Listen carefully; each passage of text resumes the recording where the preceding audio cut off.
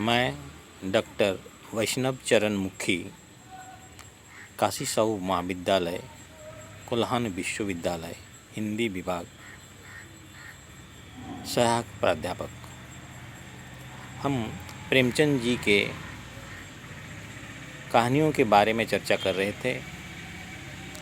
आज हम प्रेमचंद जी की एक मशहूर कहानी पंच परमेश्वर पर चर्चा करेंगे। पंच परमेश्वर, पंच जो होता है न्यायिक व्यवस्था, वो परम ईश्वर साक्षात भगवान के समान होता है, ये प्रेमचंद जी का मानना है। इस कहानी को जब हम पढ़ेंगे तो इस कहानी को सबसे पहले हम दो भागों में बांट देना अच्छा होगा, क्योंकि पहला भाग में भी पंच बैठता है और दूसरा भाग में भी पंच बैठता है। पहला भाग में खाला जान नाम का एक बुढ़िया है जो पंच बुलाती है।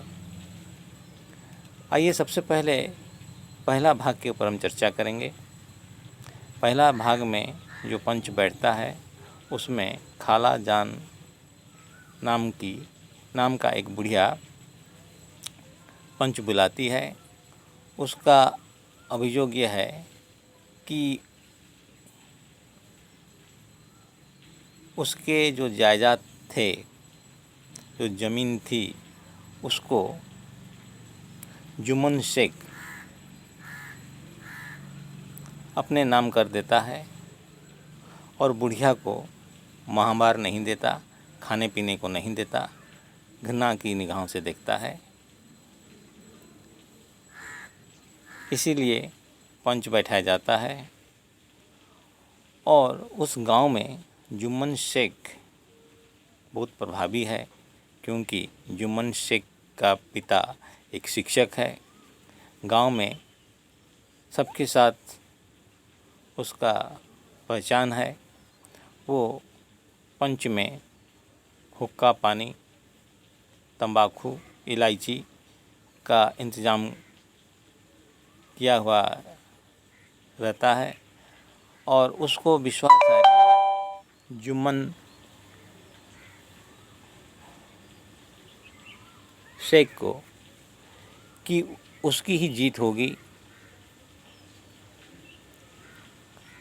क्योंकि पंच में न्याय देने वाला निर्णायक मंडली में उसका दोस्त अगलू चौधरी बैठेगा। अगलू चौधरी जुम्मन शेख का घनिष्ठ मित्र है। जब बुढ़िया अगलू चौधरी के पास जाती है तो अगलू चौधरी खाला जान बुढ़िया को कह देती है, मैं तो जाऊंगा लेकिन जुम्मन शेख के खिलाफ़ कुछ नहीं बोलूँगा, क्योंकि जुम्मन शेख उसका घनिष्ठ मित्र है। लेकिन जब वो पंच में बैठता है और बोलता है तो न्याय की जुबान बोलने लगता है, ईमान की जुबान बोलता है। और कहते हैं कि पंच में जो बोलता है वो अपनी जुबान से नहीं, अल्लाह की जुबान से बोलता है। तो न्याय दिलवाता है और यही निर्णय निकलता है कि जुम्मन शेख को खाला जान के लिए महावार देना होगा, उसके रहन सहन और देखभाल करना पड़ेगा। इस वजह से जुम्मन शेख और अगलू चौधरी के बीच में तिक्तता बढ़ता है, दुश्मनी बढ़ती है और दोनों के बीच में जो दोस्ती थी वो दोस्ती धीरे धीरे ख़त्म हो जाती है।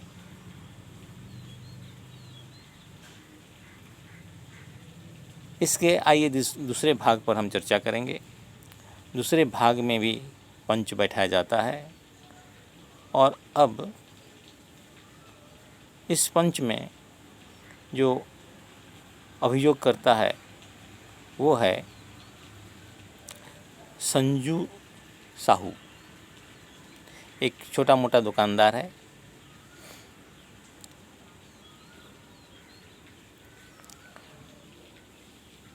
अगलू चौधरी से एक बैल खरीदता है। अगलू चौधरी के पास 2 बैल होते हैं, बड़े ही हुष्ट-पुष्ट, बलवान, सुडौल। एक बैल की मृत्यु हो जाती है तो एक ही बैल बच्चा रहता है जो कुछ काम का नहीं होता, क्योंकि जोड़ा नहीं है, हल जोता जा नहीं सकता। इसीलिए संजू साहू गाड़ी जोतने के लिए अगलू चौधरी के पास जाते हैं और अगलू चौधरी से बैल खरीदता है। मोल भाव 150 रुपया में पड़ता है और संजू साहू पैसा नहीं देता।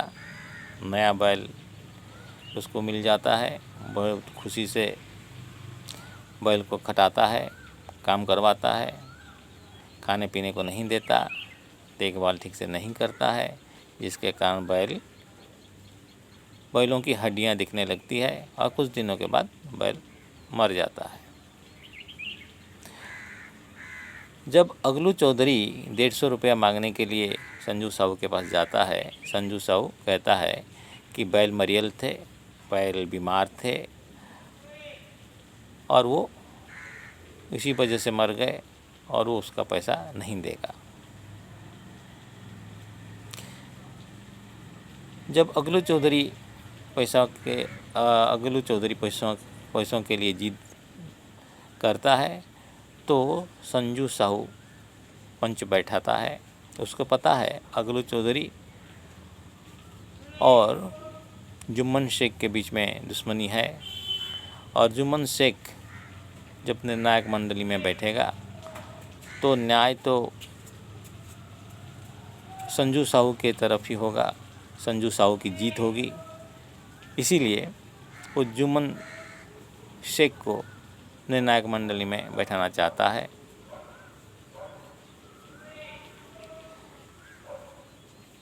आखिर में जब जुम्मन शेख निर्णायक मंडली में बैठता है,